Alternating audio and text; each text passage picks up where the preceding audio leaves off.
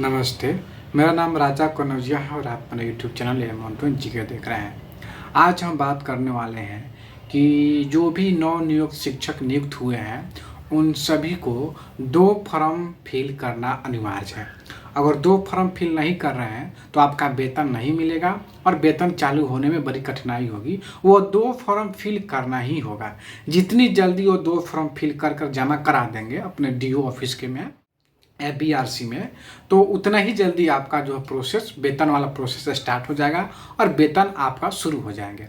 उसमें एक HRMS form है और दूसरी प्रान नंबर है ENPS, जिसमें प्रान नंबर मिलेगा आपको। उस प्रान नंबर के बारे में मैं आपको डिटेल में बताने वाला हूँ कि वो प्रान नंबर क्या है, कैसे फॉर्म फिल होगा, क्या क्या डॉक्यूमेंट्स लगते हैं, कहाँ वेरिफिकेशन होगा, कहाँ पास होगा, क्या किसी से भरवा सकते हैं या अपने से खुद से भरेंगे या डीओ ऑफिस में पेपर जमा करा देंगे वहाँ से फिल करना या बीआरसी से फिल होगा। टोटल चीज़ मैं बताऊंगा क्या करना। देखिए, सबसे पहले मैं बता दूं कि प्रान नंबर की आवश्यकता किनको होती है। तो दोस्तों मैं बता दूं कि देखिए, जो भी परमानेंट नौकरी है उनका नए तरीके से पेंशन दिया जाएगा रिटायरमेंट के बाद, और रिटायरमेंट के पर आपको एक मुश्त जो है सो रुपया मिलता है। तो इसके लिए आपको प्रान नंबर की आवश्यकता होती है।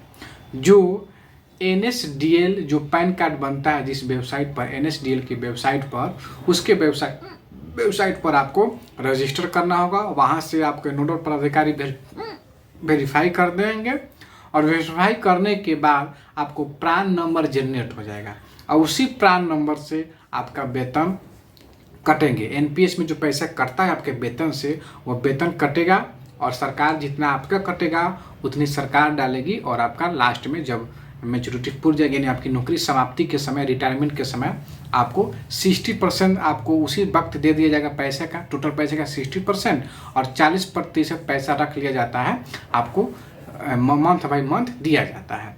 तो उसमें प्रान नंबर की आवश्यकता होती है। प्रान नंबर जनरेट करने के 2 तरीके हैं। एक तरीका ऑफलाइन का है, एक तरीका ऑनलाइन का है। ऑनलाइन में भी 2 तरीके हैं। ऑनलाइन कराने के लिए आपको एक ई-साइन का ऑप्शन चुनना होगा या OTP वेरिफिकेशन का ऑप्शन चुनना होगा, और ऑफलाइन में सिर्फ 1 तरीका है। देखिए, पहले मैं ऑफलाइन के बारे में बता देता हूँ। देखिए, ऑफलाइन में क्या होता है कि ENPS का फॉर्म आएगा 6-7 पेज का। उस पेज को फिल करके उसके साथ साथ आपका आधार कार्ड का 2 कॉपी लगाना है, नियुक्ति पत्र का 2 कॉपी लगाना है, उसके बाद बैंक पासबुक का 2 कॉपी लगाना है, कैंसल चेक का 2 कॉपी लगाना है। ठीक है, 4 चीज़ आपको देने हैं, और पैन नंबर भी जरूरत पड़ता है, पैन कार्ड का भी 2 कॉपी लगाना है। और जो फॉर्म मिलता है आपका प्रान नंबर का, ENPS का, उसमें फिल कर आपको BRC में जमा कराइए या DO ऑफिस में जमा कराइए। वो लोग वेरिफिकेशन करके ऑनलाइन करके आपका वेरिफिकेशन कर देंगे और 1 सप्ताह में प्रान नंबर आपके मोबाइल पर चलेगा। और एक कार्ड आता है जो है सो, उसमें प्रान नंबर करके वो कार्ड आपका एक बार बन जाता है, और ज़िंदगी में सिर्फ एक बार ही बनता है।